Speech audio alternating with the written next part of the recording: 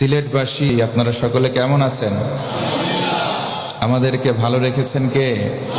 আমার আল্লাহ ডেকে ডেকে বলেন, ও বান্দারা, সমস্ত কাজের শুরুতে, প্রতিটা কাজের শুরুতে আমি আল্লাহর প্রশংসা করো, কাজের শেষেও প্রশংসা করো আমি আল্লাহ। আমরা যদি বলি কেন প্রশংসা করব, আল্লাহ বলেন গোলাম, কারণ হলো লাহুল হুকমু, একমাত্র রাজত্বের মালিকানা আমি আল্লাহর। ও মুসলমান বলেন তো রাজত্বের মালিক কে? আর জোরে বলেন কে? তাবারাকাল্লাযী বিয়াদিহিল মুলকু ওয়া হুয়া আলা কুল্লি শাইইন কাদির। বরকতময় সেই সত্তা যার হাতে ক্ষমতা। ও মুসলমান, কেউ যদি বলে সকল ক্ষমতার উৎস হলো জনগণ, এটা কুফরি কালাম। এই জন্য বলতে হবে সমস্ত ক্ষমতার মালিককে। আর জোরে বলেন কে? আল্লাহ আমার রব। ও মুসলমান ভাইয়েরা বলেন তো, এতে কোনো সন্দেহ আছে নাকি? আল্লাহ আমার রব, আল্লাহ আমার সব। আল্লাহ বলেন গোলাম, কেউ যদি আমি আল্লাহকে বলে আল্লাহ তুমি আমার রব, ও আল্লাহ তুমি আমার সব, আল্লাহ বলেন গোলাম আর দেরি করব না, সঙ্গে সঙ্গে দুইটা পুরস্কার দেব। আল্লাহু আকবার। আল্লাহ রাব্বুল আলামিন বলেন, ইন্নাল্লাযীনা ক্বালু রাব্বুনাল্লাহু সুম্মা ইসতাকামু তাতানাজ্জালু আলাইহিমুল মালাইকা আল্লা তাখাফু ওয়া লা তাহজানু ওয়া আবশিরু বিল জান্নাতিল্লাতী কুনতুম তুআদুন। আর জোরে বলতে হবে আল্লাহু আকবার। আল্লাহ রাব্বুল আলামিন বলেন, ও গোলাম, নিশ্চয় যারা বলবে আল্লাহ আমার রব, আল্লাহ তুমি আমার সব, আল্লাহ বলেন কথা বলে যদি টিকে থাকতে পারো, সুম্মা ইসতাকামু, অটল থাকতে পারো, অবিচল থাকতে পারো, আর যদি হেলে না পড়ো, আমি আল্লাহ দুইটা পুরস্কার দেব। এক নম্বর পুরস্কার, তুমি যেদিন মারা যাবা। ও মুসলমান ভাইরা বলেন তো, আমাদের মরতে হবে, কোনো সন্দেহ আছে নাকি? আল্লাহ রাব্বুল আলামিন বলেন, ইযা জাআ আজালুহুম লা ইস্তাখিরুনা সাআতান ওয়া লা ইস্তাকদিমুন। আমার আল্লাহ বলেন, ও বান্দা, যখন আজাল চলে আসবে, মৃত্যুর সময় ঘনিয়ে আসবে, এক সেকেন্ড সময় তোমাকে দেওয়া হবে না, জায়গায় তুমি ওফাত বরণ করবা। আল্লাহ বলেন গোলাম, যদি আমি আল্লাহকে রব বলে টিকে থাকো, মৃত্যুর সময় রহমতের ফেরেশতা পাঠিয়ে দেব। ওই ফেরেশতারা এসে বলবে, ও আল্লাহর বান্দা, লা তাখাফু ওয়া লা তাহজানু, কোনো চিন্তা নাই, কোনো ভয় নাই, ওয়া আবশিরু বিল জান্নাহ, জান্নাতের শুভ সংবাদ গ্রহণ করো। বান্দা যদি বলে ফেরেশতা বলতো কোন জান্নাত, ফেরেশতা সুন্দর করে বলে দেবে ওই জান্নাত আল্লাতী কুনতুম তুআদুন, ওই জান্নাত যেই জান্নাতের ওয়াদা তোমাদের রব ওই যে আলমে আরওয়াহা, রূহের জগতে করলেন, ওই জান্নাতের সংবাদ লও। তার মানে সব সময় প্রশংসা করতে হবে কার? আল্লাহ রাব্বুল আলামিন বলেন, আলহামদুলিল্লাহিল্লাযী আনজালা আলা আবদিহিল কিতাব। একবার বলতে হবে আল্লাহু আকবার। এই যে আলহামদুলিল্লাহ, হামদুন শব্দের ব্যাখ্যায় মুফাসসিরিনে কেরাম উল্লেখ করেন, পৃথিবীতে যত প্রশংসা আছে শুধুমাত্র হবে কার? আর জোরে বলেন কার? এই জন্য আমরা সব সময় বলবো আলহামদুলিল্লাহ, আমরা বলবো আলহামদুলিল্লাহ। রাসূল আমার বলেন, তিরমিজি শরীফের হাদিস, কিয়ামতের সময় যখন হিসাব নিকাশ হয়ে যাবে, একদল জান্নাতে চলে যাবে, একদল জাহান্নামে। ও মুসলমান বলেন, জান্নাতি আর জাহান্নামী দুই দল কখনো সমান হতে পারে নাকি? আল্লাহ রাব্বুল আলামিন বলেন, লা ইয়াস্তাওয়ি আসহাবুন নারি ওয়া আসহাবুল জান্নাহ, আসহাবুল জান্নাতি হুমুল ফাইজুন।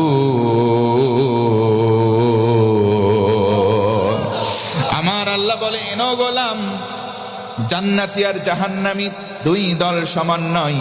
জান্নাতি হবে যারা, চূড়ান্ত সফল হবে তারা। পড়েন সুবহানাল্লাহ। নবীজি আমার বলেন জান্নাতি একদল, জাহান্নামী একদল। আল্লাহু আকবার। এই যে মানুষগুলো জান্নাতে গেল, জান্নাতে যাওয়ার পর কাতারের সংখ্যা হবে 120 খানা। মানুষের ক্লাসিফিকেশন হয়ে যাবে 120 খানা।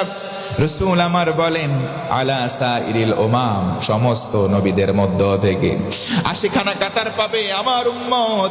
বাকি থাকে 40টা কাতার। সমস্ত নবীর উম্মত সেই বাকি 40টা কাতার পাবে। খুশি হয়ে বলেন না সুবহানাল্লাহ। 120টা কাতারের মধ্যে 80টা কাতার পাবো আমরা। সামনের একটা ভিআইপি লাইন, আল্লাহ রাসূল বলেন ওই যে প্রথম লাইনে স্থান পাবে কারা? আল্লাযীনা ইয়াহমাদুনাল্লাহা ফিস সাররাই ওয়াদ দাররা, যারা সুখে দুঃখে জমিনে চলার সময় বেশি বেশি প্রশংসা করত। আল্লাহ রাসূল বলেন তারা জান্নাতের প্রথম কাতার পাবে। পড়েন সুবহানাল্লাহ। এই জন্য আয়াতে কারিমার প্রথম শব্দ প্রশংসার শব্দ। সব সময় প্রশংসা করব। ও ভাইয়েরা, একবার আওয়াজ করে বলেন তো আলহামদুলিল্লাহ। এই প্রশংসা করলাম কার? আল্লাহ বলেন ও গোলাম, আমি আল্লাহর প্রতি ঈমান আনো, আমি আল্লাহকে বিশ্বাস করো, আমি আল্লাহর প্রশংসা করো, আমি আল্লাহ তোমার জন্য নিবেদিত হয়ে যাব। পড়েন সুবহানাল্লাহ। আল্লাহু ওয়ালিয়ুল্লাযীনা আমানু ইউখরিজুহুম মিনায-যুলুমাতি ইলান-নূর। আমার আল্লাহ বলেন ও গোলাম, আমি আল্লাহতে যদি তুমি বিশ্বাস করো, আল্লাহকে যদি মেনে নাও, আমি আল্লাহ তোমার বন্ধু হয়ে যাব। পড়েন সুবহানাল্লাহ। আল্লাহ যদি কারো স্পষ্ট, প্রধানত 10 কারণে আমি সংক্ষেপে করে বলি। 1 নম্বর কারণ, এই কোরআন পড়লে সওয়াব হয়। জোরে বলুন সুবহানাল্লাহ। মান ক্বারা হারফাম মিন কিতাবিল্লাহ, নবীজি আমার বলেন কোরআন থেকে কেউ যদি একটা হরফ তেলাওয়াত করে, একটা নেকি তার আমলনামায় দেওয়া হয়। এই নেকিকে 10 আমসাল, নবীজি আমার বলেন কমপক্ষে 10 গুণ বাড়িয়ে দেওয়া হয়। তার মানে হলো একটা অক্ষর তেলাওয়াত করলে 10টা নেকি বান্দার আমলনামায় দেওয়া হয়। আমার বন্ধুগণ, গভীর মনোযোগ বাড়ান। কোরআনুল কারীম কেন স্পষ্ট? কোরআনুল কারীম পড়লে সওয়াব হয়। 2 নম্বর কারণ। আর 3 নম্বর কারণ হযরত উসমান রাদিয়াল্লাহু আনহু থেকে বর্ণিত হাদিস। আল্লাহর নবীজি বলেন খায়রুকুম মান তাআল্লামাল কুরআনা ওয়া আল্লামা। এই কোরআন কেউ যদি পড়ে আর মানুষদেরকে পড়ায়, দুনিয়ার মধ্যে 2 শ্রেণীর মানুষ সবচাইতে সম্মানের হয়ে যায়। 1 নম্বর কারণ কোরআন পড়লে সওয়াব হয়। 2 নম্বর কারণ কোরআন শিখলে সওয়াব হয়। এই কোরআন 3 নম্বর কারণ স্পষ্ট শিখাইলেও সওয়াব হয়। আল্লাহু আকবার। ও মুসলমান, আজকে কোরআন প্রত্যেকটা মানুষের ঘরে ঘরে অন্তত একটা করে কপি আছে না নাই? কোরআনের কপি আছে, কিন্তু কোরআনের তেলাওয়াত নাই। কোরআনের তেলাওয়াত না থাকলে অনেক ঘর এমন আছে, সকাল যখন হয়ে যায় মিউজিকের মধ্যে চালু করে দেয়, গান বাজনা বাজে, সকাল হয় মানুষের খারাপ কাজ দিয়ে কথা বলেন, আছে না নাই? অথচ উচিত ছিল কোরআনের আওয়াজ দিয়ে সকালটা হওয়া। বাংলার জমিনে এমন সময় ছিল যেই সময় সকাল হতো মানুষের গুনগুন তেলাওয়াত দিয়ে। আজকেও যদি সেই সোনালী সমাজ আমরা ফিরে পেতাম, সোনালী সমাজ ফিরে পাওয়ার সঙ্গে সঙ্গে আল্লাহ রব্বুল আলামিনের রহমতের ফোয়ারা বাংলার জমিনে আসতো। কথা বলেন ঠিক কিনা? এই কোরআনুল কারীম স্পষ্ট। এই কোরআনুল কারীমের মধ্যে বক্রতা নাই, প্রধানত 10 কারণে। আরেকবার আওয়াজ করে বলেন কয় কারণ? 1 নম্বর কারণ কোরআন পড়লে সওয়াব হয়। 2 নম্বর কারণ কোরআন শিখলে সওয়াব হয়। 3 নম্বর কারণ কোরআন শিখাইলেও সওয়াব হয়। জোর গলায় একবার বলতে হবে সুবহানাল্লাহ। 4 নম্বর কারণ হলে কোরআন শুনলে লাভ হয়। 4 নম্বর কারণ হলো মুসলমান, কোরআন শুনলে সওয়াব হয়। কথা বলেন ঠিক কিনা? আল্লাহ রাব্বুল আলামিন বলেন وَإِذَا قُرِئَ الْقُرْآنُ فَاسْتَمِعُوا لَهُ وَأَنصِتُوا لَعَلَّكُمْ تُرْحَمُونَ।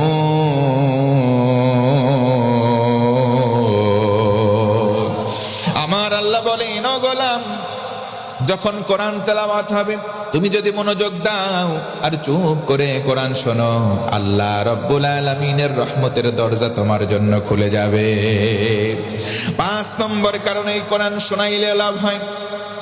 রাসূল আমার বলেন, কোরআনের কারীম, কোরআনের হরফগুলো তেলাওয়াত করবে, যত দূর পৌঁছাবে তত দূর যেমন গাছের মধ্যে থাকা তৃণলতা, পানির নিচে থাকা মাছ, কীট পতঙ্গ, জীব জড় যা কিছু আছে, এই কারীর পক্ষে কাল কিয়ামতের দিন সাক্ষী দেবে। আল্লাহু আকবার।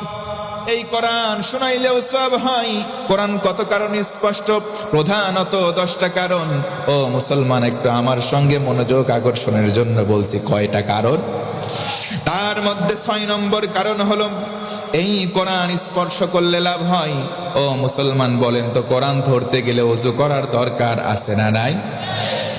ইন্নাহু লাকুরআনুন কারীমুন ফি কিতাবিম মাকনুন লা ইয়ামাসসুহু ইল্লাল মুতাহহারুন। আমার আল্লাহ বলেন, ও গোলাম, নিশ্চয় কোরআন দিলাম এটা সম্মানের গ্রন্থ। এই কোরআন যাদের মধ্যে অপবিত্রতা আছে তারা স্পর্শ করতে পারবে না। আল্লাহ রাসূল বলেন, আমার কোন উম্মত যখন উত্তম করে ওযু করে, সুন্দর করে ওযু করবে, তার হাতের গোনা, মুখের গোনা, মাথার গোনা, পায়ের গোনা ওযুর পানির সঙ্গে সরে সরে সাফ হয়ে যায়। কোরআন ধরতে গিয়ে যদি আমি ওযু করি সুন্দর করে, ওযুর গোনা, ওযুর সঙ্গে সঙ্গে আমার হাতের গোনা ঝরে যায়, মুখের গোনা ঝরে যায়, আমার মাথা, আমার পায়ের গোনা ঝরে যায়, মুসলমান একবার খুশি হয়ে বলেন তো সুবহানাল্লাহ। তার মানে বোঝা গেল এই কোরআন ধরলে সওয়াব হয়।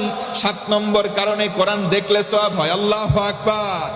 এই পৃথিবীতে 3টা এমন দিক, আল্লাহর হাবিব বলেন পৃথিবীতে 3টা এমন দিক আছে, 3 দিকে তাকালে সওয়াব হয়। ও মুসলমান, বলেন তো কয়টা দিক? 1 নম্বর হলো আন-নাযারু ইলাল কাবা। কেউ যদি কাবা ঘরের দিকে তাকায়, যদি হজ্জে মাবরুর হয়ে যায়, আল্লাহর হাবিব বলেন তার জীবনে কোনো গুনাহ থাকে না, বাচ্চা মাসুম হয়ে যায়। কোন সুবহানাল্লাহ। জীবনে একটা বারের জন্য হলেও যেন আল্লাহ হজ করার তৌফিক দেয়, পড়ে না আমিন। 2 নম্বর হলো আন-নাযারু ইলা ওয়াজহিল ওয়ালিদাইন।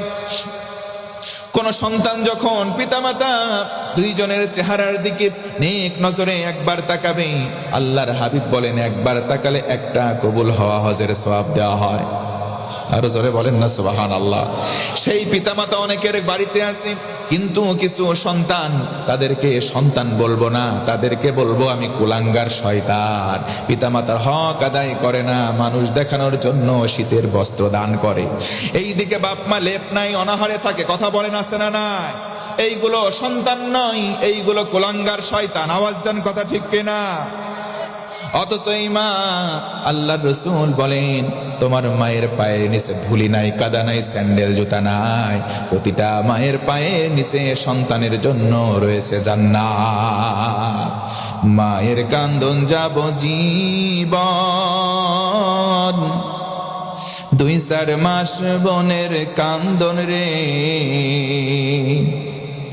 ঘরের বড়ি পারের কান্দন 2-1 দিন পর থাকে না।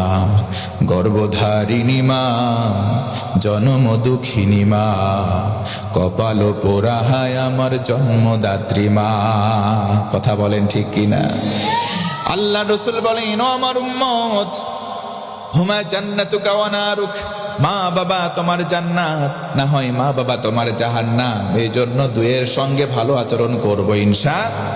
3 দিকে তাকালে সওয়াব হয়। 3 নম্বর হলো আন-নাযারু ইলাল মাসাহাফ আবিল কুরআনুল কারীম। কেউ যদি কোরআনটা খোলে আর বলে এগুলো আমার রবের কথা, আমার আল্লাহর কথা, যতক্ষণ তাকিয়ে থাকবে ততক্ষণ রহমতের ফেরেশতারা তার জন্য ইস্তেগফার করতে থাকে, দোয়া পড়ে। আল্লাহু আকবার। ও মুসলমান, এই জন্য কোরআন যদি আপনি পড়তে নাও পারেন, কোরআন খুলে খুলে বলবেন এগুলো আমার আল্লাহর কথা, বলেন ইনশাআল্লাহ। 8 নম্বর কারণ হলো আমার ভাইয়েরা, এ কোরআন মানলেও লাভ হয়। কথা বলেন ঠিক কিনা? ফামান তাবিআ হুদায়া ফালা খাউফুন আলাইহিম ওয়ালা হুম ইয়াহজানুন।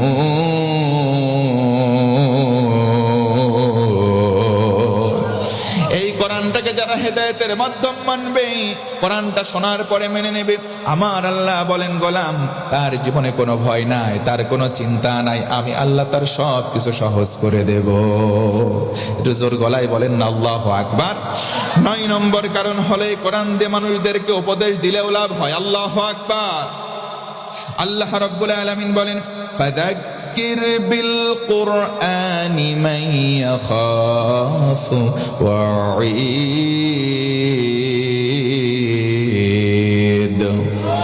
আল্লাহ রাব্বুল আলামিন বলেন কোরআন দিয়ে মানুষদেরকে উপদেশ দাও, যাদের কলিজায় আল্লাহর ধমকের ভয় আছে তাদের কলিজায় কাজ হবে।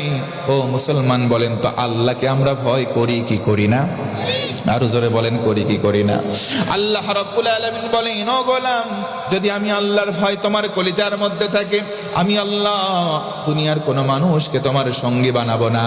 আর সে আজিম থেকে ঘোষণা করলাম তোমার কলিজায় যদি আল্লাহর ভয় থাকে আমি আল্লাহ তোমার বন্ধু হয়ে যাব। ওয়া'লামু আন্নাল্লাহা মা'আল মুত্তাকিন।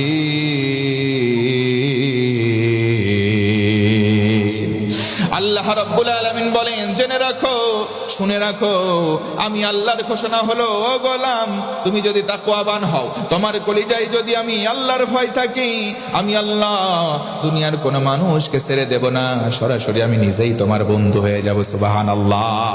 আমি তোমার সঙ্গে থাকব। দুনিয়াতে যদি আমার কেউ না থাকে, যদি একমাত্র আল্লাহ থাকেন, ও মুসলমান বলেন তো আমার আপনার ভয় থাকার কোনো কারণ আছে? আল্লাহ যদি আমার সঙ্গী হয় কোনো ভয় আছে নাকি? আল্লাহ বলেন তাকওয়াবান হও, আমি আল্লাহ সঙ্গী হব। আল্লাহু আকবার। 10 নম্বর কারণ হলো এই কোরআনের জন্য জীবন যদি কেউ দেয় তাও লাভ হয়। ও মুসলমান বলেন কোরআনের জন্য জীবন দেওয়ার মানুষ বাংলার জমিনে আছে না নাই? আসতে বলবেন না, জোরে বলেন আছে না নাই? এই কোরআনের জন্য জীবন দেওয়ার মানুষ বাংলার জমিনে আছে না নাই? কোরআনকে ভালোবেসে জীবন দিয়েছে উৎসর্গ করে অনেকে। আল্লাহ বলেন এই কোরআন ওয়ালাম ইয়াজআল্লাহু ইওয়াজা, কোনো আড়ষ্টতা নাই, বক্রতা নাই। 10th and ফাইনাল 10ম কারণ হচ্ছে এই কোরআনের জন্য জীবন যদি কেউ দেয় তার লাভ হয়। জোরে কোন সুবহানাল্লাহ। কুলু লিমান ইউকতালু ফি সাবিলিল্লাহি আমাত বাল আহইয়াউ ওয়ালাকিন লা তাশউরুন। আল্লাহ ধমকের স্বর দিয়ে বলেন পৃথিবীর মানুষ তোমরা শোনো, এই জমিনের মানুষগুলো শোনো, যারা আল্লাহকে ভালোবেসে দ্বীনের জন্য জীবনটাকে দিয়ে দেয়, জীবনটাকে নিবেদন করে দেয়, তারা দুনিয়ার মানুষের কাছে মৃত হলেও আমি আল্লাহর কাছে তারা জিন্দা। জোরে কোন আল্লাহু আকবার। ভিন্ন আয়াতে আল্লাহ বলেন ওহুম ইউরসাকুন, তাদেরকে আমি আল্লাহ রিজিক দিতেই থাকি। ও মুসলমান, এজন্য যারা কোরআনের জন্য ইসলামী আন্দোলনের জন্য জীবন দেয় তারা জীবন দেয়া দৃশ্যমান হলেও তারা প্রকৃতপক্ষে মরে না। কথা বলেন ঠিক কিনা?